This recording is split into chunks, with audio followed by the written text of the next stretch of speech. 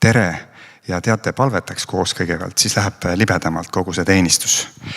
Isa taevas, ma tänan sind selle päeva eest, selle hetke eest, et me võime rahus siin praegu koguneda ja teenida teineteist, teenida sind ja kuulda, mida sul on meile öelda. Palume, et sa juhiks meid selle teenistuse ajal, juhiks mind ja Tuulit, et anna midagi ka meie kaudu öelda siia julgustuseks. Jeesuse nimel, aamen. Ma kõigepealt mängin ja siis räägin.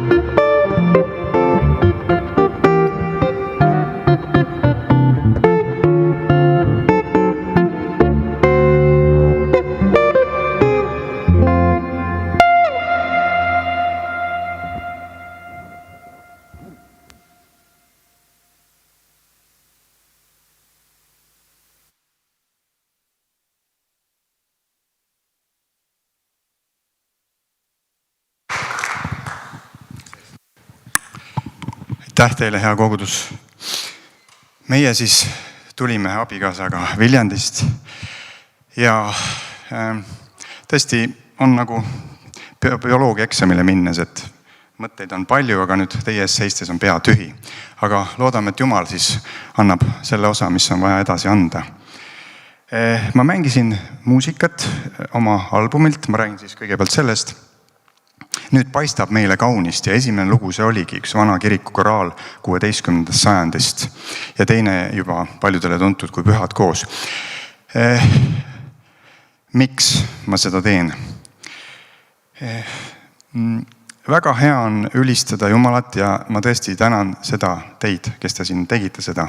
Ärge jätke seda maha. See on salarelv. See paneb südame õige koha peale. Et muid asju võib ka teha, muud muusikat, aga see on see, mis on meie tugevus Kristuses. See on asi, mis on mind ka läbi erinevate koosluste, projektide, tegevuste saatnud. Ülista Jumalat. Ja selle muusikaga ma olen tahtnud seda teha. Võib-olla see on natuke ebameeldiv, ma tinistan siin liiga kõvasti, aga kuidagi mul südamest nii täna tuli. Ja jagan siis tunnistust, räägin endast seoses ka selle muusikaga. Nimelt tegin siis albumi ja see mõte oli mul pikka aega, aga miks on see, et ma olen 30 aastat olnud koguduse liige, 1995. Ja see on hästi igav jutt teile, ma tean, aga ma räägin ikkagi selle ära, sest et ma tahan tänada Jumalat selle eest, et mul on käed, millega ma saan pilli mängida.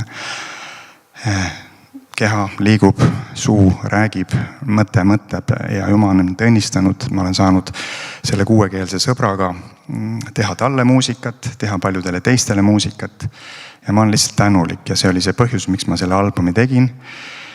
Lood, mis on koguduse keskel lauldud, mida ma olen pühapäevast pühapäeva kuulnud, lihtsalt võtta ette ja salvestada need ära. Nii.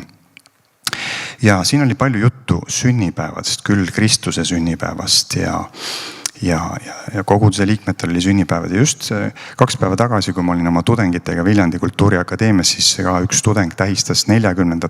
sünnipäeva kitarrist. Ja me kõik laulsime talle ja siis mõtlesin, et kas te teate, miks kitaristidel on hea, kui nad saavad vanemaks? Me omavahel viskame nalja, sest kitarritoon läheb järjest paremaks. Loomulikult seal tuleb midagi ette võtta selleks, et ta paremaks läheks, aga kuidas on meie tooniga Kristuses, kui me jääme vanemaks kristlastena, kas kõik on suhteliselt tavaline, vaikselt tiksun ära nii-öelda. Ja siit ma räägin siis, kuidas mina Kristuse juurde jõudsin. Mina olen selline filosoofia huviline noormees ja Pärnu linnast ma olen tegelikult pärit, viimased 4 aastat siis Viljandis elanud. Läksin Sütevaka humanitaargümnaasiumisse filosoofia kristliku eetika loengusse, mida andis Joosep Tammo, võib-olla mõnedele tuttav. Emeriitpastor Pärnu Immanueli koguduses praegult ja tema kinkis mulle Uue Testamendi. Ei saanud midagi aru, mis seal kirjas on alguses, aga tahe oli suur ja kuidagi see tunnetus oli selline, et seal on midagi enamat kui lihtsalt sõnad. Ja see oli esimene selline mõte ja lisaks mind huvitas üks selline filosoof nagu Albert Schweitzer. Temal oli selline raamat nagu Kultuur ja eetika, päris keeruline. Aga närisin läbi ja tal oli selline lause, mis tegelikult mind siiamaani saadab. Aukartus elu ees. Nii, palun. Ja sealt sammuki Jumala juurde ei ole raske mõelda edasi. Aukartus Jumala ees. Ja need mõtted on mind saatnud ja sealt edasi juba Oleviste kogudusse ja lihtsalt selline otsus tulla koguduse keskele. Mõte, mis praegu tuli pähe. Ka meie koguduses käib mitmeid inimesi, kes on väga armsad inimesed. Nad käivad juba mitmeid aastaid lihtsalt koguduses, aga tulge, kui teil siin on ka koguduses käia, tulge koguduse juurde, te saate hakata kasvama, astuge ristimisvette, võtke Kristus isiklikuks päästjaks, te hakkate nagu perekonnas rohkem õitsele, kui lihtsalt vaikselt vaadata. See aeg on ka tähtis, aga astuge samm edasi. Võib-olla ei olnud see, ma ei tea, ühesõnaga, see mõte mul praegu tuli, sest ma tahan jagada tunnistust. Mida ma siis ütleksin? oma usule kohta, mis on minu jaoks oluline. No ülistusest siin rääkisin algul palve, eks ju. Palve on ikkagi see asi, mis on nii äge, miks? Sest ta annab nagu sõnadele sellise jumaliku kaalu, mida ei ole võimalik loogilise mõtlemisega ära teha. Seal jääb midagi puudu. Et inimlikkus on teatud mõttes piiratud, et täna laulsid noored ülistuses ära toetu iseendale. Iseendaga on põnev tegeleda, aga ma olen jõudnud selleni, et Jumal on lihtsalt nii palju suurem, et ja tema suunas liikumine on palju inspireerivam, kui kaevuda endasse ja jääda siia kinni. Et kaevuge Jumalasse ja ta annab midagi seda, mida ise oma mõttega lihtsalt kätte ei saa. Just eile meil oli üks sugulaste sünnipäev. Istusin ja vaatasin YouTube'ist videot, Rick Beato videot, on üks huvitav persoon, intervjueerib erinevaid muusikuid, põhiliselt muusikuid, produtsente ja siis ta rääkis sükene pop-bänd, vanem bänd juba, One Republic. Selle lauljaga rääkis siis juttu, et mis siis on see, miks sa oled nagu jätkuvalt muusikas olnud nii värske ja nii tegus ja aktiivne. Ja siis ta ütles 2 asja. Esimene, ma olen professionaalne lugeja. Ma lihtsalt olen lapsepõlvest saadik neelanud raamatuid ja mul on, mida oma laulu tekstides väljendada.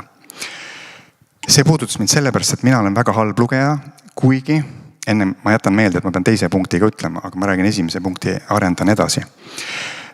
Ma ütlen teile seda, et ma nüüd sain väga hea raamatu. Nii hea, et ma ei suuda isegi vetsu minna. Sest ühe korra ma olin naisega, ma ei saa, see on nii huvitav, ma ei saa vetsu minna praegu. Ja võib-olla ilmselt soovitan, Gunnar, sina oled siin juht ja kes siin juhid on.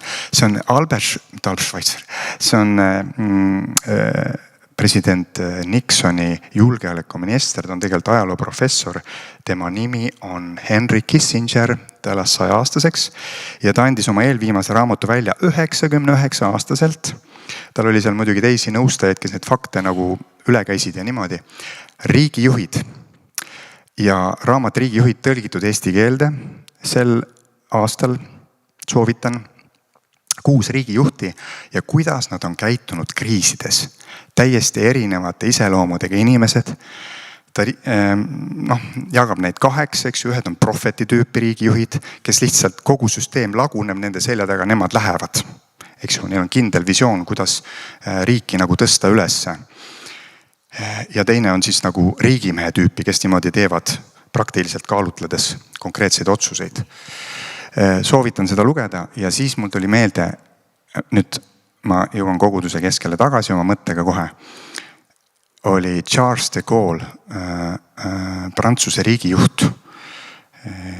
kes sel ajal, kui Saksamaa nagu tuli Prantsusmaale sisse oma vägedega teise maailmasõja alguses ja Prantsusmaa on kogenud riigi teges ütles, et anname alla rahulikult, meil ei ole vaja neid, seda sõjategevust siin. Siis ütles, et me ei saa, me peame praegult siin just tegutsema, me peame julged, me peame minema edasi. Ja tema ütles sellise lause, et strateegia nagu sükene eesmärk on liikuvus. Eks? Okei, ma ei tea, mis seal kõik oli. Eks, aga see oli lihtsalt inspireeriv, kui kõik on niimoodi, et teeme vaikselt, oleme vaikselt, seisame. Ei, meie strateegia on liikuvus. Ja samamoodi mõtlen ka, et Jumalas ka, olles juba 30 ja pluss aastat, et võib-olla võib ka vaikselt niimoodi juba kotile jääda ja mängin oma G-tuuri ja olen rõõmus. Aga tegelikult me peaks ka liikuma Jumalasse, mõtlen seda endale ka, et ikkagi otsima uusi sfääre, uut värskust, uut elu ja omast jõust jääb väheks. Mind Jumal äratab tihti öösel ülesse, kui on probleemid, ma tunnen, ei lahenda inimlikult ära, lähen alla palvetan. On mitmeid palvenäiteid, ka ei hakka kõiki siin lahti arutama, aga Jumal lihtsalt teeb asjad korda, kui teda usaldada. Ja kõige paremini see minul õnnestub siis, kui on nagu mõistus täitsa ostas. Tööandja, üks parimaid sõpru, lihtsalt täiesti eri arvamusel ühe tudengi osas, mida ma teen. üldse ei oska. Ja siis palud, issand, tee see asi, palun korralda, silu see asi ära, tee see kuidagi nii, et me mõlemad saame nagu koostööaltiselt edasi minna, eks.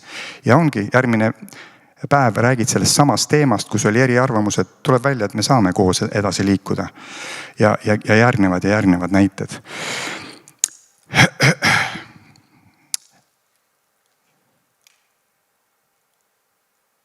Siis ma olen kogenud seda, olen hakanud teadlikult tegelema ka külviga, sellest oli juttu ka, ohvriandide jagamisest, eks ju, või kümnis, ütleme nii. Ja lihtsalt astuma nagu mugavustsoonist välja, see on põnev, kui palju sa saad üles tõstetud selle läbi. Ja Jumala sõna ju ütleb ka, et proovige mind, tooge oma vara minu aitadesse, eks ju.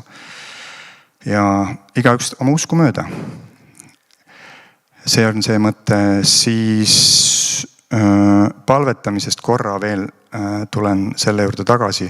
Palvetage igal ajal vaimus, eks ju, mis see on? No see on see, et ma isegi vahest tunnis, ma ei tea veel, mis materjali ma õpilasele annan. Muidugi ma olen ette valmistanud, aga igas hetkes on vaja anda mingi teissugust või mingisugust, ühesõnaga read the room, öeldakse sellist asja, et mis selles hetkes on vajalik nagu kapist välja võtta ja tudengile anda. Et selles mõttes kogu aeg palves. Ma istun siia kidra taha, ma hakkan soolot mängima.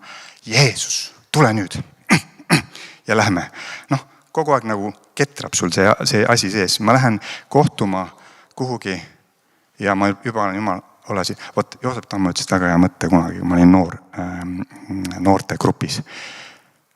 Kui ei tea, mis teha probleemiga, kas Jeesus mahub meie vahele või mida Jeesus ütleks sellises olukorras, mida ta teeks sellises olukorras. Küsid lihtsalt, ma ei tea. Jumal hakkab juhtima, Jumal hakkab andma sulle märku ja suunda, mida sa pead tegema, kas öelda midagi või jätta ütlemata. Ja see on siuke inimlik mõte, aga ma tahaks või sooviks ka iga päev või võimalikult tihti näha tavapäraseid asju erilise pilguga. Näiteks ma olen harjunud oma abikaasaga ja eile ta läks lihtsalt kingipakk käes, dressipükstes uksest välja. Ma ütlesin, minu naine läheb kingipakk käes. Lihtsalt näed seda hetke ja ma ei tea, see tegi meile tuviaks. Või ma ei tea, vaatan oma gitarri, mida siin annab veel teha, on ju, koputada ja siit tulevad huvidelid ja siin need nupud töötavad. Et ühesõnaga, ja mul on, need on võib-olla ka minu erialaõpetajast teatud veidrused, eks ju, et kui näiteks naine teeb mul kooki ja siis pliidi uks läheb lahti, sellest saaks ägeda loo. Et nagu näha seda elu, nii palju kui on tervist ja jaksu sellise värske pilguga. Aga nüüd ma juhatan sisse veel ühe loo ja siis palun oma kallist abikaasa siia ka teie juurde.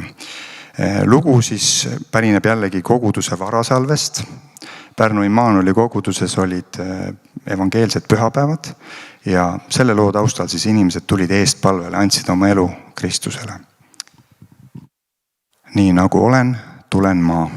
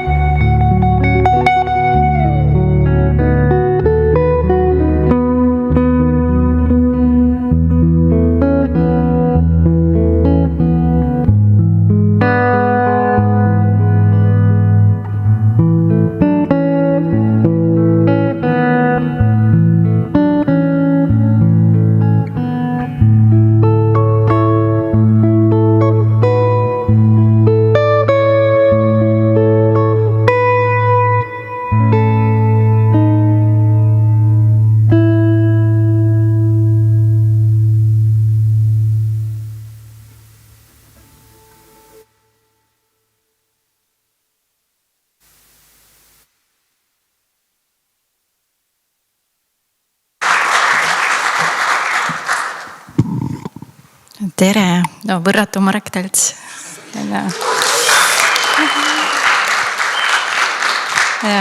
No tere, armas Rakvere kogudus.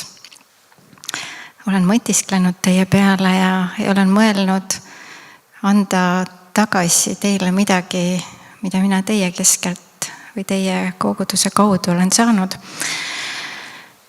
Muidugi kõigepealt hakkasin mõtlema, et mis mind üldse seob Rakvere kogudusega või mis meil ühist on.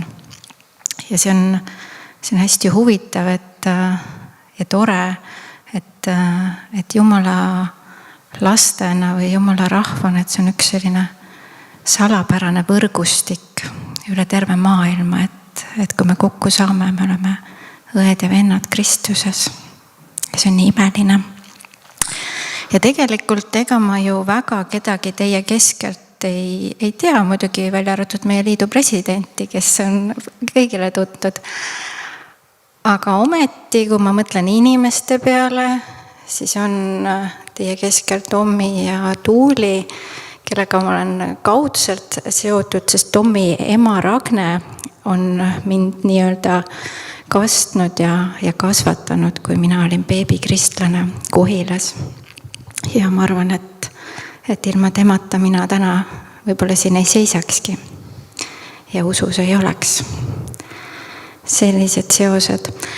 Aga kui ma mõtlesin veel Rakvere koguduse peale, siis tänapäeval on muidugi kõikidel kogudustel ülekanded ja salvestused internetis saadaval ja leitavad, aga ma arvan, et umbes 12-13 aastat tagasi, kui mina olin oma elus päris keerulise koha peal ja otsisin abi, siis kuidagi ma sattusin Rakvere kodulehe peale ja olid mõned salvestised, mida ma sealt kuulasin mingi ajaperioodi vältel päris palju. Ja nendest salvestustest ma võib-olla väga palju ei mäletagi, aga mäletan seda lauset, mis oli enne, kui need salvestused lahti tulid. Ja võib-olla ma peegeldan seda teile täna tagasi, sest seda ma nüüd enam ei leidnud teie kodulehe pealt. Mitte see, mida ma endale hoidsin, vaid mida teistele jagasin, on teinud mind rikkaks. Kas keegi mäletab seda? See oli ja see on väga kõnekas, nagu selline elu moto. Aga mis veel Rakverest, siis ma arvan, et umbes 10 aastat tagasi toimus liidu naiste sügiskonverents Rakveres. Ja sealt ka mulle jäid mõned mõtted ja jagan nendest. Seal minu meelest teema oli hinge aastaajad, kus räägiti, kui hinges võib olla kevad ja suvi või sügis või talv. Ja kui me täna oleme selles aastas looduses ka kõige pimedamas ajas, siis ma mõtlen, et need inimesed, kes oma elus on selles pimedas kohas, sest nemad vajavad kõige rohkem seda julgustust ja mingeid õlekõrsi, millest kinni hoida.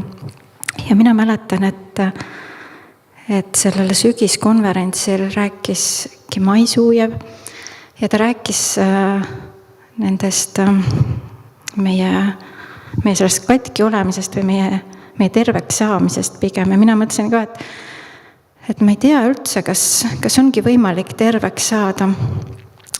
Ja minu meelest tõesti kuidagi julgustav oli see, et me saame terveks, aga meile jäävad armid. Ja need armid, nendest saavad meie lugu Kristusega, mida me saame jagada ja millest saavad julgustust teised. Ja kui ma mõtlen ka oma laste peale või üldse meil kõigil on mõned armid kuskil, minu poistel on, ühel on peas ja ühel on kulmu peal ja ühel on silma all, et need haavad on paranenud. Aga kui keegi küsib nende armide kohta, meil on üks lugu. Ja nõnda on see meie lugu Kristusega. Ja tahangi täna võib-olla veel öelda kellelegi, kes on selles pimedas või raskes kohas. Sel nädalal kuidagi tuli minuni selline mõttekäik ühelt minu tuttavalt, kes jagas sellist mõtet, et selleks, et viinamarjadest saaks vein, viinamarjad lõhutakse. Selleks, et oliividest saaks õli välja tulla, oliivid pressitakse. Teemandid valmivad surve all ja seemned valmivad pimeduses. Ja kui sa oled oma elus selles pimedas kohas, sa tunned surutuna või pressituna, aga kui sa oled seal koos Jumalaga, siis see on üks võimas transformatsiooni koht. Ja kui see ühel päeval on läbi, siis sellest saab sinu lugu Kristusega. Aamen.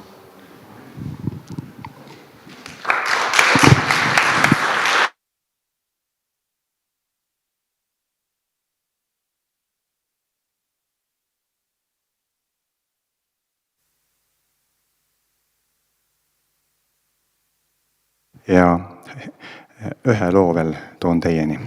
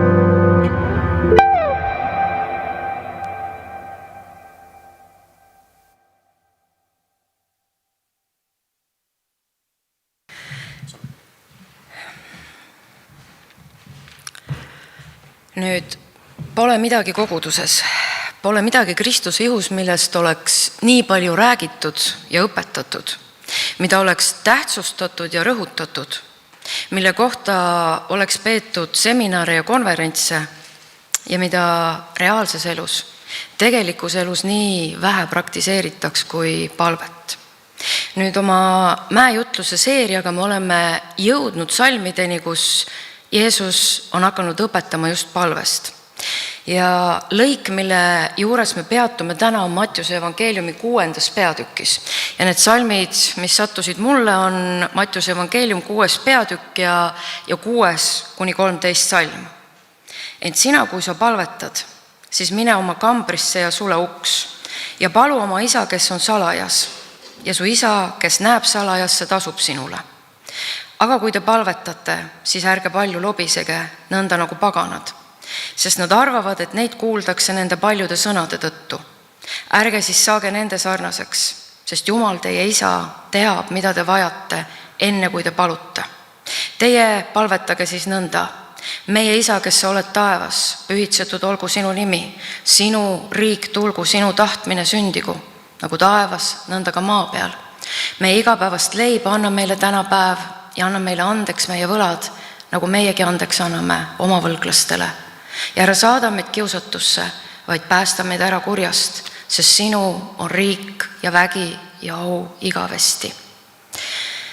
Nüüd eelmisel pühapäeval Johanna väga hästi rääkis sellest salajasest paigast, sellest isiklikust palvekambrist koos Jumalaga ja sellest veedetud ajast seal, kus me kogume jõudu, kus me kogume väge, kus Jumala elustav vaim muudab meid, voolab meisse, rajab meid, tugevdab meid, teeb ühte head tööd meie sees ja meie eludes. Nii et ma ei hakka sellel rohkem peatuma ja läheme edasi 7. salmiga. Jeesus on õpetamas palvest ja ta on üsna intrigeeriv, sest ta toob kohe välja, ta toob kohe lauale ka selle, kuidas palvetama ei peaks. No kuidas palvetada pole tarvis? Ta ütleb, ärge siis palvetage nagu paganad. Ja ta ütleb, et paganaid iseloomustab üks ühine joon. Nad arvavad, et Jumal kuuleb neid paremini, kui nad kasutavad rohkelt sõnu. Ja minu meelest üks piibli värvikamaid näiteid sellest, kuidas palvetavad paganud, on 1. kuningate raamatus ja 18. peatükis. Ja ka seda õige pisut Johanna eelmisel pühapäeval puudutas. Ma arvan, meile enamusele tuttav lugu, Karmeli mäe lugu. 3,5 aastat on valitsenud põud ja häda ja viletsus ja puudus ja nälg on laienenud üle kogu maa. Ja Eeli otsustab esitada Baali prohvetitele otsese väljakutse, avaliku väljakutse. Teeme nüüd lõpuks selgeks, kes siis on Jumal.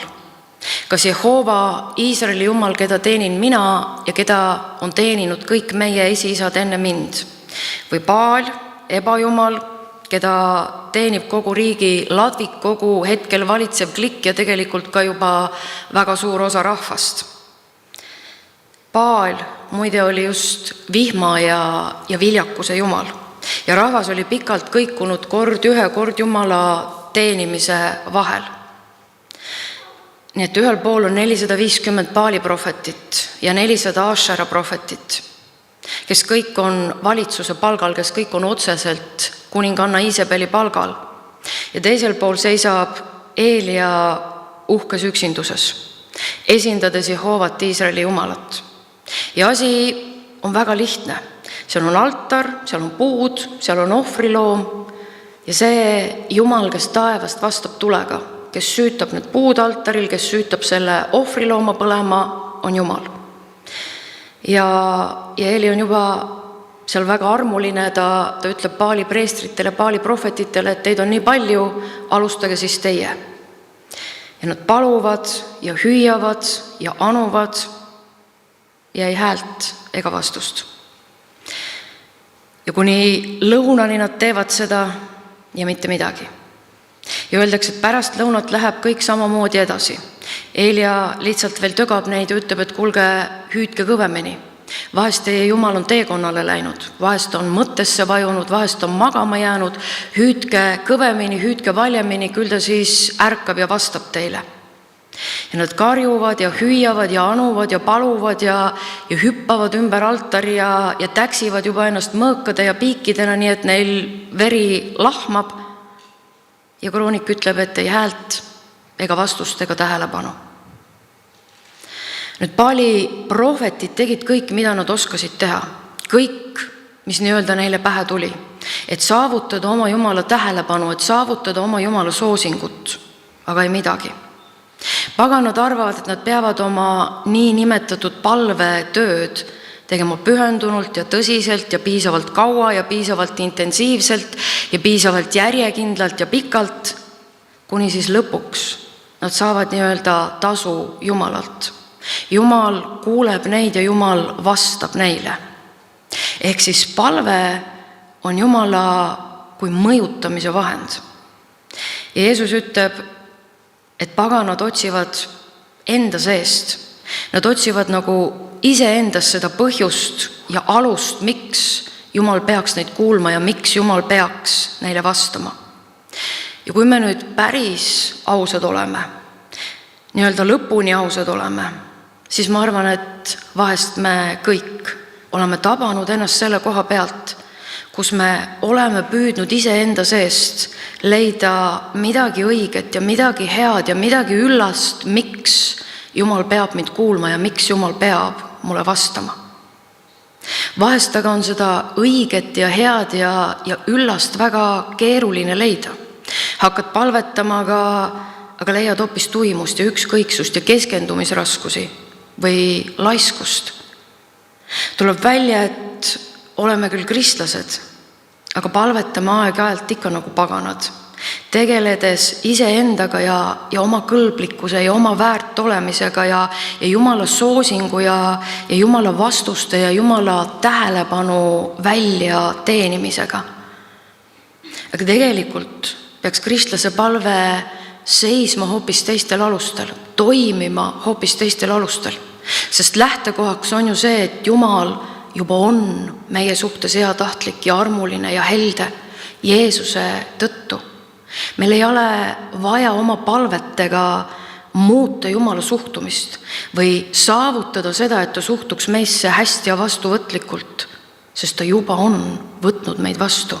Ta juba on võtnud mind oma lapseks Jeesuse Kristuse lepitustöö läbi Golgatal. Ja ta tegi seda ammu enne seda, kui mina temast midagi teadsingi. Veel vähem oleksin saanud kuidagi tema poolehoidu või tema soosingut võita. Paulus ütleb Rooma kirja 5. peatükis, et Kristus on surnud meie eest, kui me alles patused olime.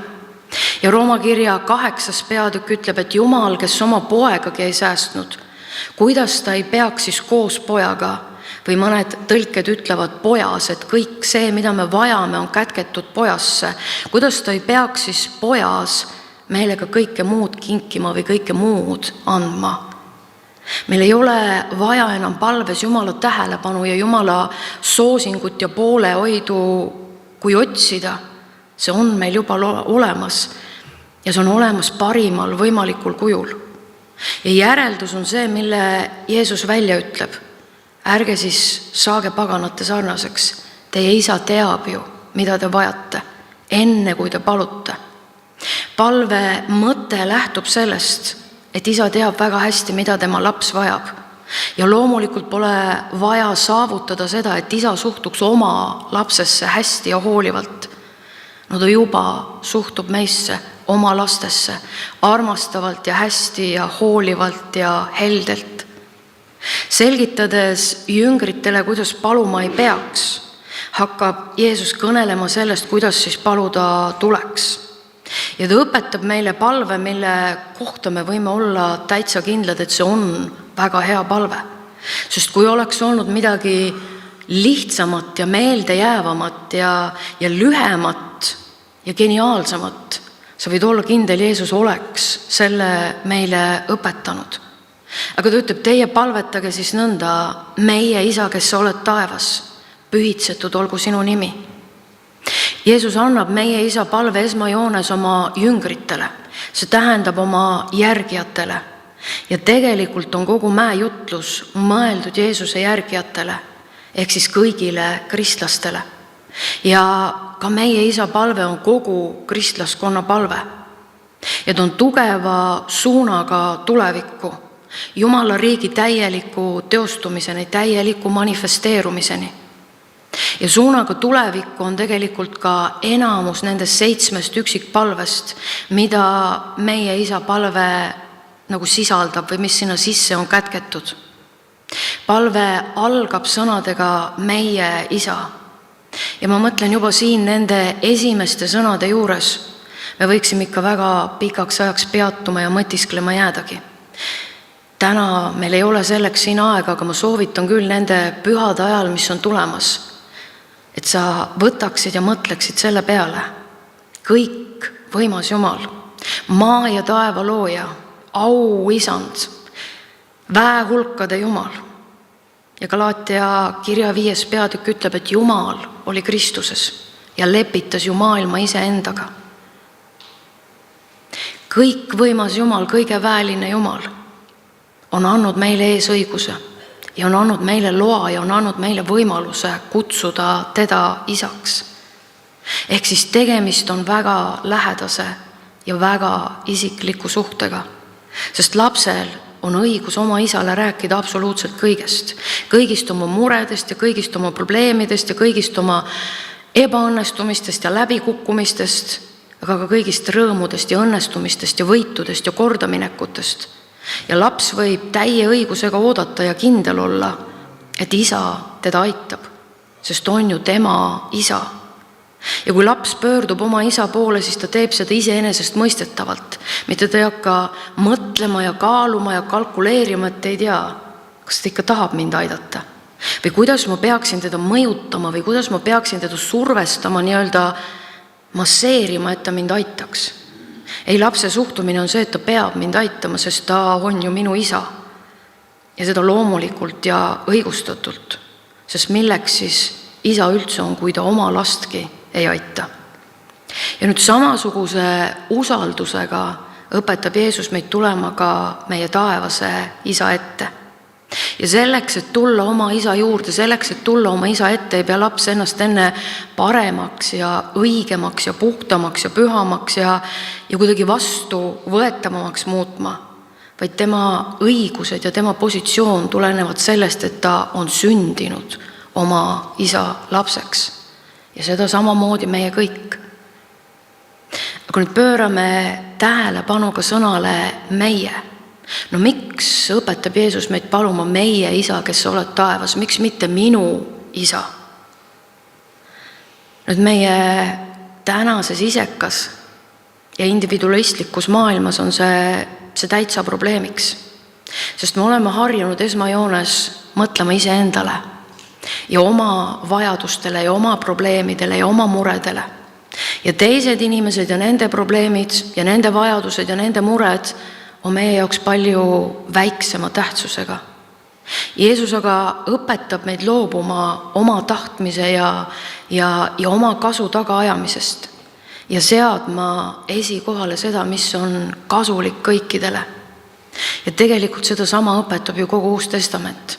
Seda sama õpetab meile Paulus, kui ta joonistab meie silmad ette koguduse kui Kristuse ihu, kui organismi, kus kõik liikmed on tähtsad ja kõik liikmed on olulised ja vajalikud. Ja ei ole võimalik, et üks ihu osa, üks organismi osa hakkaks kui rõhutama ja tähtsustama ja esile tõstma ainult iseennast ja lähtuma ainult oma isiklikest ambitsioonidest ja soovidest ja huvidest. Nii organism ei toimi. No ei ole võimalik, et parem käsi hakkaks ütlema vasakule, et pane ise nööbid kinni, pane ise lukud kinni, seo ise saapapaelad kinni, miks sa oled nii saamatu ja miks sa oled nii koba ja miks mina pean iga kord sind aitama, sa ise hakkama teise. Ei ole võimalik, sest siis on kogu ihu peetud ja siis on kogu ihu tagasi hoitud. Aga Jumala ees on oluline kogu Kristuse ihu, kogu kogudus ehk meie. Ja jällegi, juba see üks sõna meie õpetab meile ikka väga palju ja näitab meile meie isekust ja näitab meile meie uhkust ja meie sellist kangust ja rikutust, sest me oleme harjunud mõtlema ja tegutsema ikka esmalt oma vajadustest ja oma soovidest ja oma ambitsioonidest ja sellisest oma agendast lähtuvalt. Ja edasi õpetab Jeesus meile, et meie isa on taevas. Aga see ei tähenda seda, et ta on kuidagi seotud selle kohaga või ta on piiratud selle kohaga, et on kuskil kaugel ja eemal ja ära. Vastupidi, teda ei piira mitte miski. Teda ei piira ei koht ega aeg ega ruum ega loodusseadused ega füüsikaseadused ega matemaatilised seadused, vaid tema valitseb nende kõigi üle.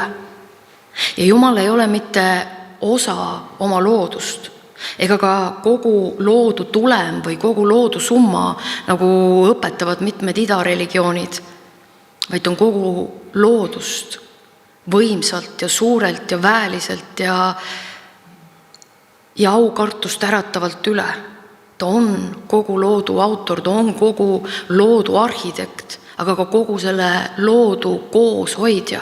Ja kui tema nii-öelda oma vaimu ära võtab või oma käed ära tõmbab, siis kõik pudeneb nendeks algosakesteks laiali. Ja ometi võime me tema poole pöörduda sõnadega meie isa. Jumal on nii minu, aga ka minu õe ja minu venna Jumal ja ma ei saa seda ka ära unustada. Ja ta on vägev ja võimas aitama meid kõigis võimalikes, aga ka kõigis võimatutes asjades. Nüüd nii nagu öeldud, meie isa palve koosneb 7 üksikpalvest ja esimene on pühitsetud, olgu sinu nimi.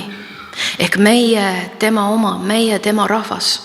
Me alustame oma palvet sellega, et me imetleme tema suurust ja tema vägevust ja tema võimsust ja tema pühadust. Sest kõik, mis Jumal on ja kõik, mis Jumalas on, see väärib meie austust ja meie imetlust ja meie kiitust ja meie ülistust ja meie kummardust.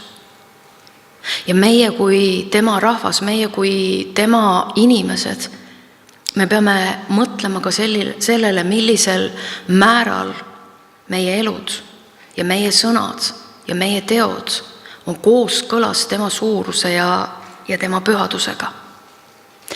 Ja ka teine ja kolmas palve on seotud Jumala suuruse, Jumala vägevuse ja Jumala pühadusega. Sinu riik tulgu ja sinu tahtmine sündigu, nagu taevas, nõnda ka maa peal. Teine palve, sinu riik tulgu, suunab meie mõtted tulevikule. Kui Jeesus tuleb tagasi kui valitseja ja isand ja kuningas ja rajab ja kehtestab oma kuningriigi. Aga nüüd müsteerium on selles, et samal ajal see kuningriik on juba siin. Samal ajal see kuningriik on siin meie keskel. Sest igal pool, kus inimesed on võtnud Jeesuse Kristuse vastu oma päästjaks ja lunastajaks ja isandaks ja kuningaks, on ka kuningriik meie seas ja meie keskel. Ja tema on kuningas, kes oma rahvast juhib ja kellele rahvas alistub. Ja ma mõtlen tegelikult ka mitte ainult sõnades tuututades.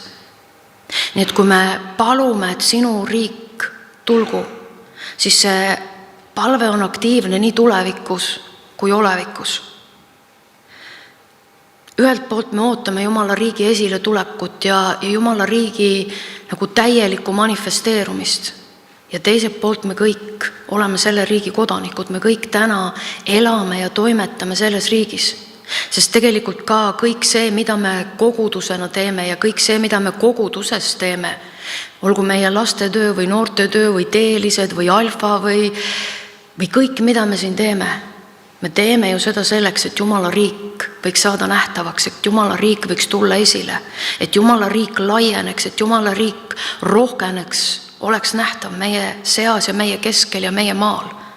Nii et tegelikult siia selle palve sisse läheb ka kõik see, mida me teeme koguduses ja mida me teeme igapäevaselt.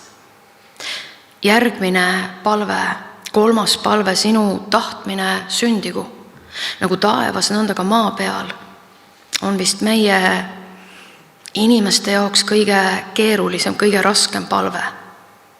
Kui sa küsid pühapäevakooli laste käest, et miks taevas on hea olla, siis nad ütlevad, et seal ei ole surma ja seal ei ole haigusi ja seal ei ole nuttu ja seal ei ole pisarat ja seal ei ole pattu. Seal on Jumala tahe ja Jumala valitsus juba kehtestunud.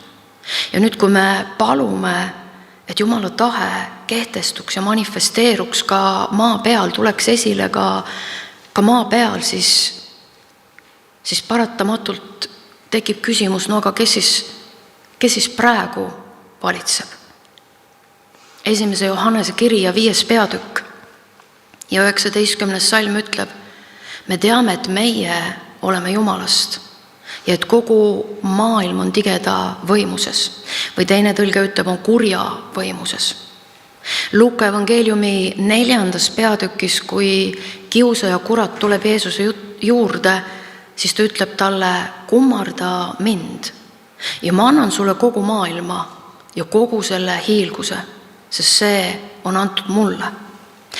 Alates Eedenist läks valitsus Aadama käest vaenlase kätte ja sellest ajast alates on meil nii Jumalast kui Jumala tahtest moonutatud ja rikutud ja selline väänatud pilt, tagurpidi keeratud pilt, nii nagu pastor Mart armastab ikka öelda, me kõik elame tagurpidi Antslas.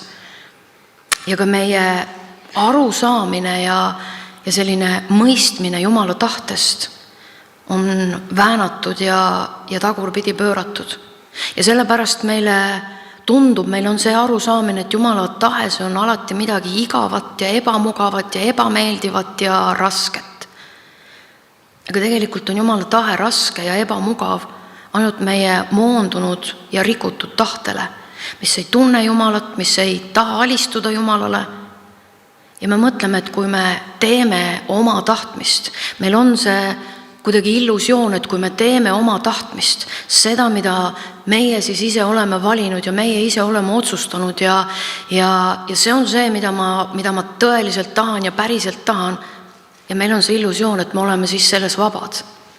Aga tegelikult me oleme tihti mõjutatud vaenlase poolt ja seotud vaenlase poolt.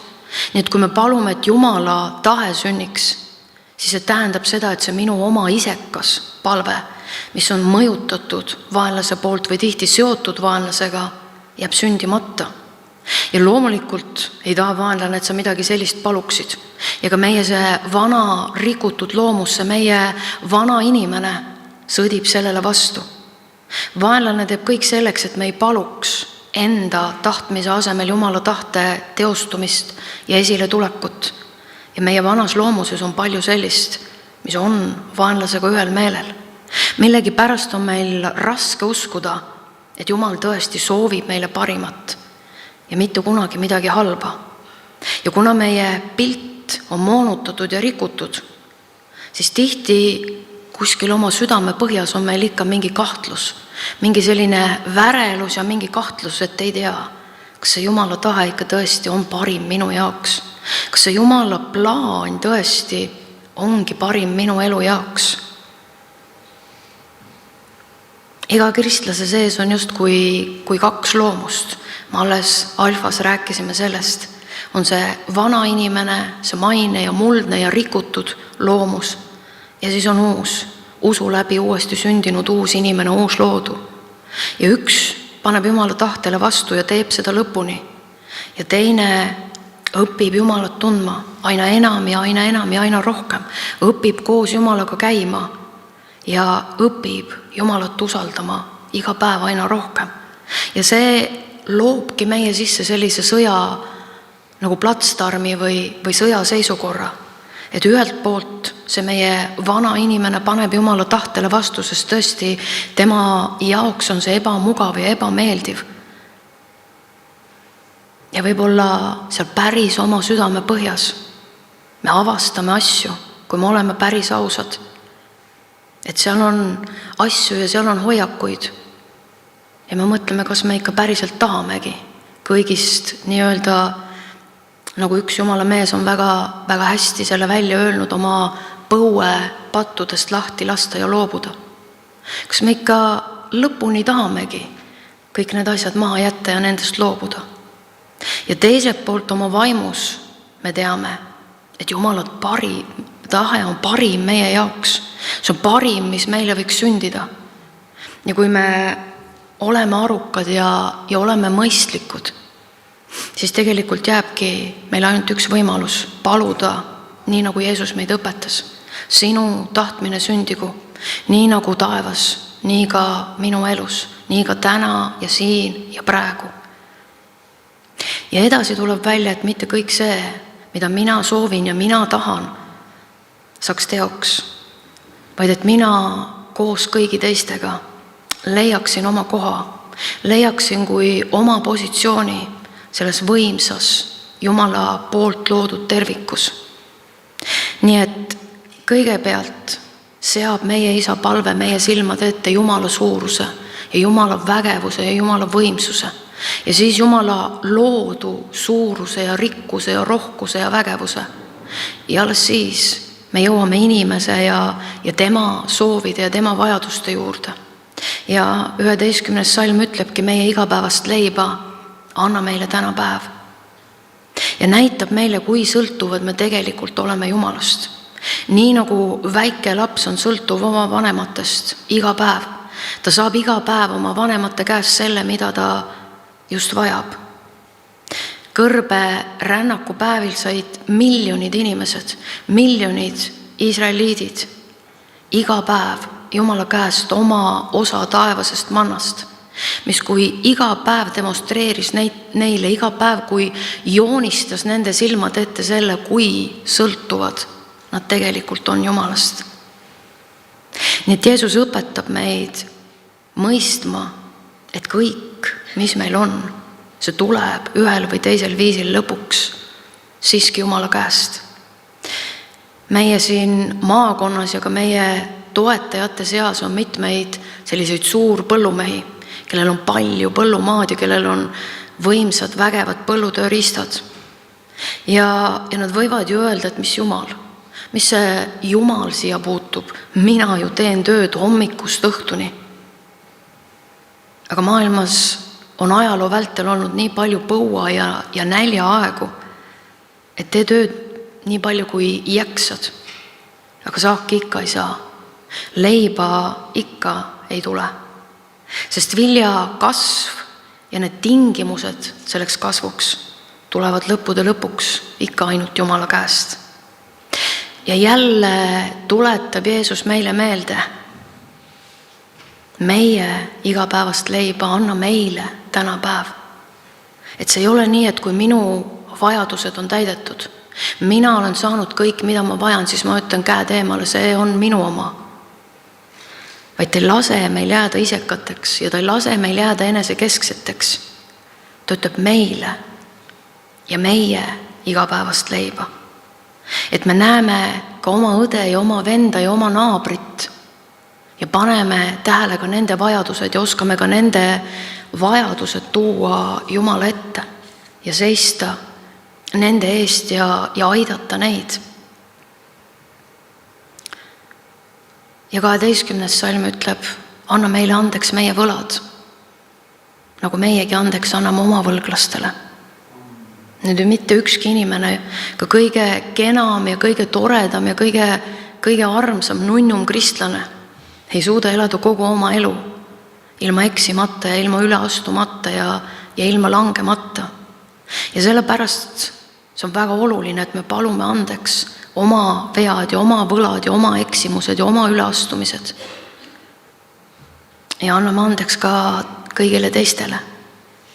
Mäletad seda lugu, kus Jeesus on ühe tähtsa variseri juures õhtusöögil.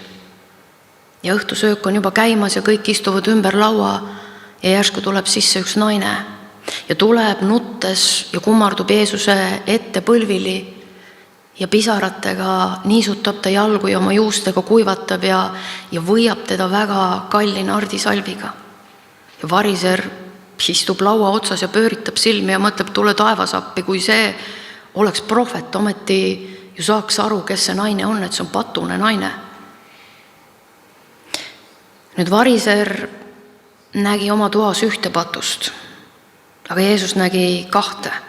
Üks oli lihtsalt oma patu suurusest päriselt ka aru saanud, tegelikult ka aru saanud, aga teine mitte. Nii et ta pidi hakkama rääkima seda mõistulugu 2 võlglasest, et teisele ka midagi kohale tuleks. Ja nüüd mäletada ja meeles pidada tuleb seda, et Jumal ei anna meile andeks mitte sellepärast, et meie nii toredasti ja ilusasti ja armsasti palume, vaid ikka sellepärast, mida Jeesus on teinud meie eest Golgatal. Ja oma silmi tuleb hoida ikka Jeesuse peal. Mitte nagu vaadata kogu aeg tagasi kõigi nende möödalaskmiste ja kõigi nende eksimuste ja kõigi nende vigade peale, vaid hoida oma silmi Jeesuse peal, kelle käest tuleb meie lunastus ja kelle käest tuleb meie pühitsus ja kelle käest tuleb kõik see, mida me vajame igapäevaselt, et elada ja minna läbi elu ja minna läbi kitsastest kohtadest ja olla võidukad. Ja meil ei lasta unustada seda, me ei saa üle ega ümber sellest, et Jumal ei saa meile andeks anda meie patte ja meie üleastumisi ja meie vigu, kui meie ei ole nõus andeks andma teistele, kui meie ei ole nõus lahti laskma teisi, siis ei saa Jumal ka meile andeks anda. Ja ma tean, et seal on inimesi, kelle jaoks see on nagu kõige keerulisem koht, kõige raskem koht. Seal on inimesi, kes ütlevad, et selle koha meie ei saa palvest, nad lasevad minna mööda, sest nad ei saa olla ausad ei Jumala ees ega nagu iseenda ees, sest nad ei suuda andeks anda, nad alles kui tegelevad sellega ja on kui ühes sellises protsessis. Aga ma mõtlen, kui me ei suuda andeks anda teistele, kui me ei suuda lahti lasta teisi, siis kas me ikka tegelikult oleme seda oma kurjust ja oma pattu nii-öelda silmast silma näinud või silmast silma vaadanud?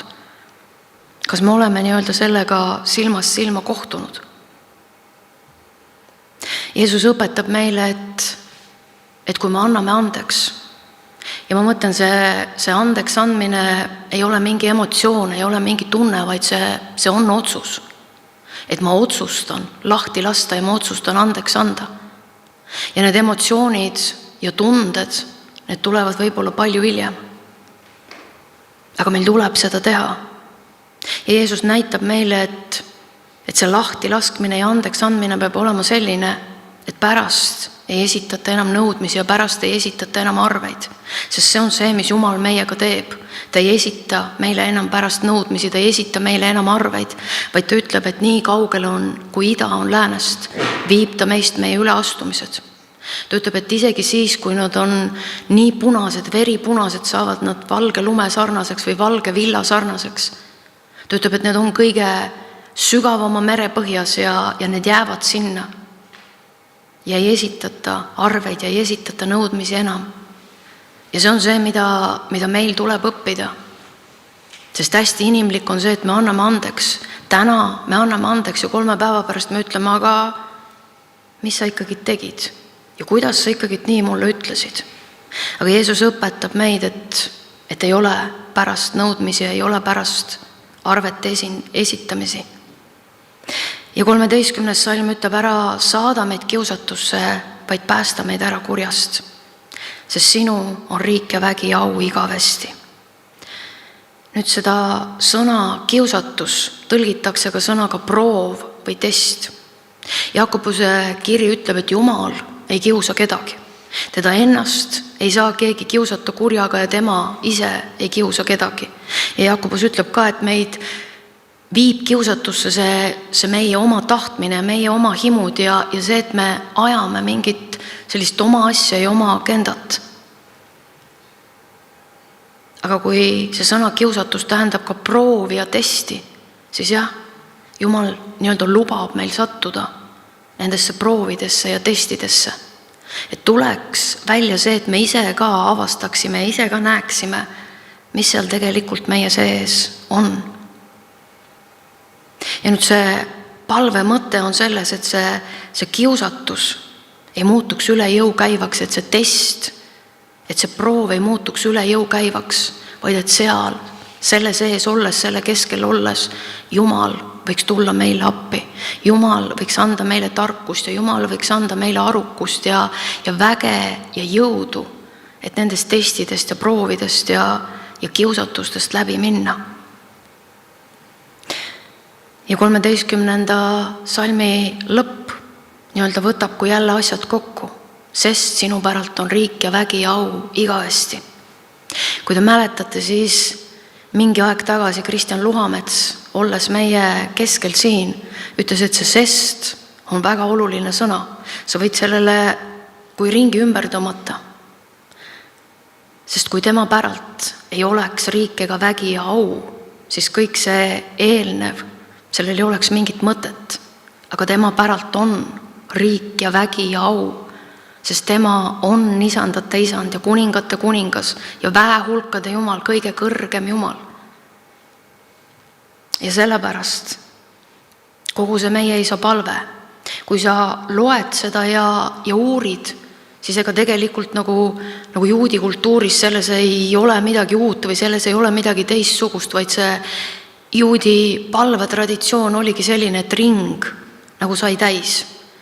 See alustab Jumala suuruse, Jumala vägevuse ja Jumala võimsuse esile toomisega ja see lõpeb ka sellega. Kõik otsad, kui sõlmitakse jälle kokku. Ja see ongi nii, nagu Jumala sõna ütleb, et tema on alfa ja tema on oomega. Tema on algus ja tema on ots. Temas on kõik alguse saanud ja lähtunud ja temas võetakse ka kõik jälle kokku. Ja see meie eesõigus on selles, et meie elud nii-öelda on seal tema sees varjus, on peidetud ja kätketud sinna tema sisse. Et tema on meie vägev Jumal, meie võimas Jumal. Ja meie elud on kätketud ja peidetud temasse. Ja tõesti kõik, mida me vajame, see tuleb tema käest. Amen. Amen.